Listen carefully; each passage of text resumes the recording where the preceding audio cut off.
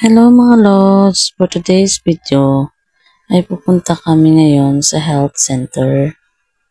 Kasi nga, itong pamangkin ko ay 3 araw nang inuubo.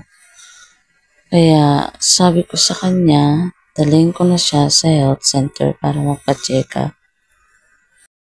Malapit nga lang ang health center dito mga lods, kaya naglakad lang kami. At saka maaga pa naman, kaya maganda rin makapagpa-araw at makapag-exercise.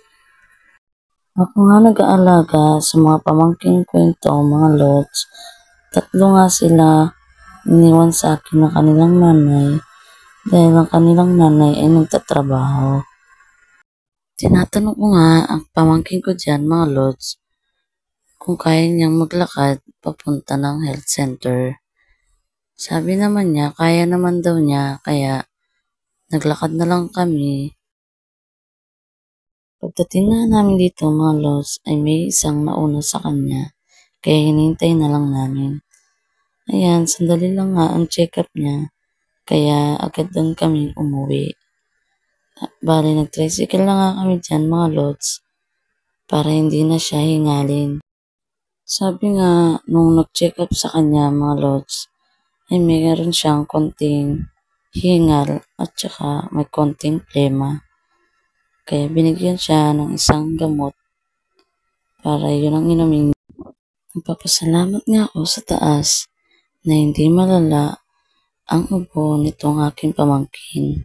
Dahil alam niyo ba mga lods, natakot ako pumunta ng ospital pagka may mga sakit ang aking mga anak. Todo nervous ko nga pagka ganon mga lods kasi ang dami pumapasok sa isip. Tapos di ko alam kung anong gagawin ko. Minsan nga naiiyak ako. Bali, yan na nga yung kanto papasok doon sa inuupahan naming bahay. Nakakita nga ako dyan na nagtitinda ng lumpiang togi at saka ng turon. Bumili na nga ako para may ulam na kami mamayang tanghali. 3 lang kami kakain yan mga lods dahil yung iba pumasok sa eskwela. Bali, naglakad na nga lang kami dyan mga lods dahil malapit na nga lang dyan ang aming inuupahang bahay.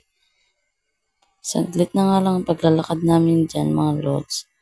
9:30 pa nga lang ng mga oras na yan mga lods, kaya hindi pa masyado masakit sa balat ang araw dyan.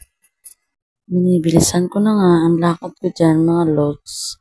Gawa nang ako ay hindi pa nag-almusal bago umalis, kaya ang aking tiyan ay nagrereklamo na dahil nagugutom na daw siya. Ewan ko ba dito sa tiyan ko, nakakita lang siya ng lumpiang togi at turon, ay bigla na lang siyang nag-alboroto. Hanggang dito na lang ang aking video. Salamat!